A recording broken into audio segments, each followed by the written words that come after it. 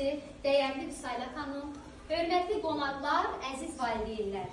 Hamınızı bu gözəl və mənalı gündə səmimi qəlbdən salamlayıram.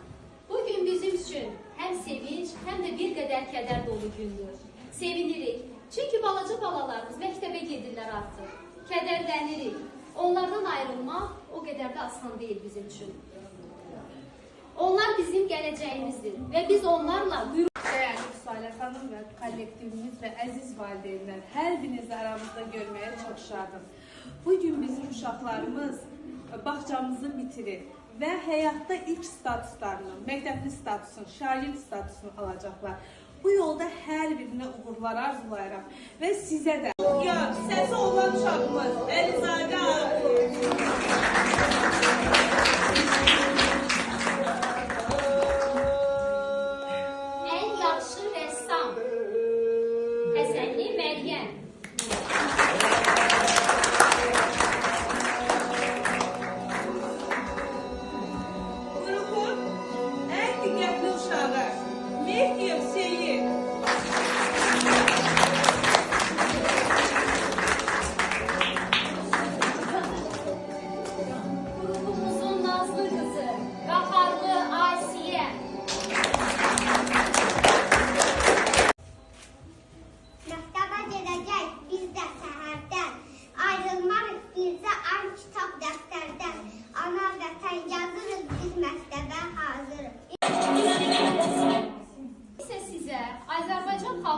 zəngin mədəniyyətini əks etdirən, əsrlər boyu nəsildən nəsilə ötürülən milli rəqsimizi təqdim edirik.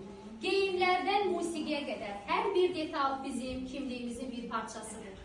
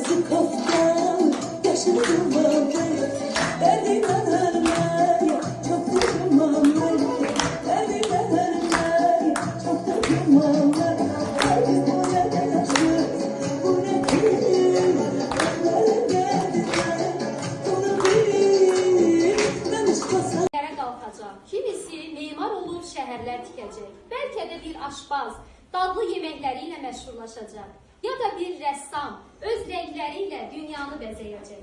Unutmayaq, hər peşə dəyərlidir, hər zəhmət müqəddəsdir.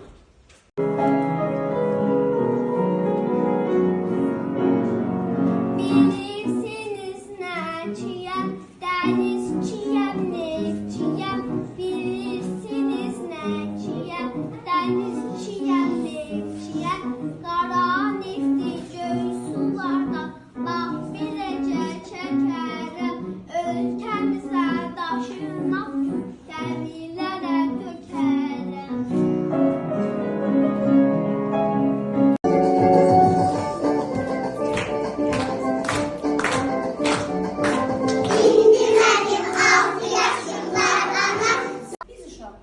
İl boyu əlifbanı öyrənmişik. Əlifba bilik dünyasına açılan ilk qapıdır. İndi isə uşaqların təqdimatında əlifba haqqında şeirlərə qulaq. Bir gün 6 hərf yığışdılar bir yerə, başladılar mübahisə etməyə.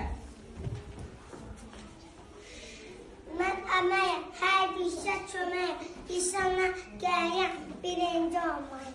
Mən də qızıl laləyəm, çağlayan şəlaləyəm, çəmənlərə bəzəyəm birinci. La la la, la la la la la la la.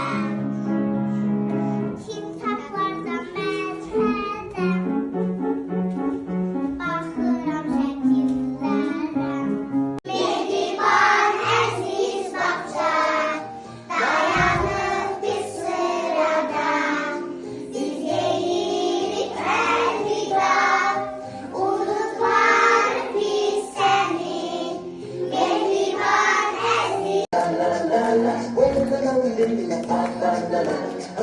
Aziz